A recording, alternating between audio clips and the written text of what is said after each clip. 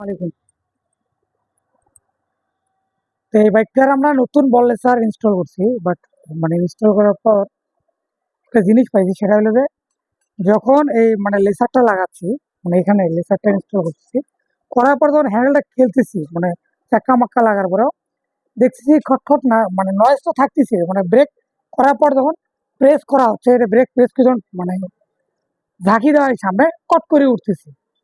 এখন দেখা গেল নতুন বল লেসার লাগার পর যদি আপনার বাইকের এই নয়েজটা আসে, আপনার অবশ্যই বিরক্তি ফিল হবে।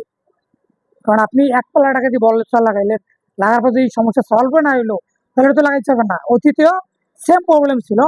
তো আমরা যে কাজটা করছি, দেখেন এই লেসারটা, এই যে ঘাটটা দেখাচ্ছি আমি, এই জায়গাটায়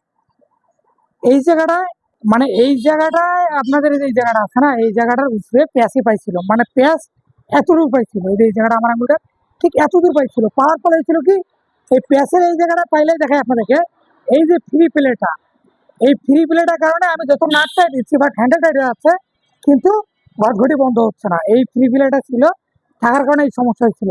তো আমরা এটা কি করছি, এটা কাজ করে নিয়ে এলে যে কাটিং করে নিয়ে এসেছি, আশা করতেছি আর এই সমস্যা হবে না ইনশাল্লাহ। তো যাদের যাদের বাইকের এই সমস্যাগুলো হয়, আসলে ভয় পাওয়ার কোনো কারণ নাই। শুধু টিকে খুলে নিয়ে যাবেন আর এই উপরে লেসারটা নিয়ে যাবেন, মাপ করে নেবেন কতদূর পর্যন্ত ফ্রি প্লেট আছে, হ্যাঁ অতদূর পর্যন্ত এটা একটা দাগ করে নেবেন, কিন্তু এটা মাপ দিবেন, হ্যাঁ ব্লেড দিয়ে বা কিছু দিয়ে একটা দাগ করে নেবেন লেসার বসে দিয়ে।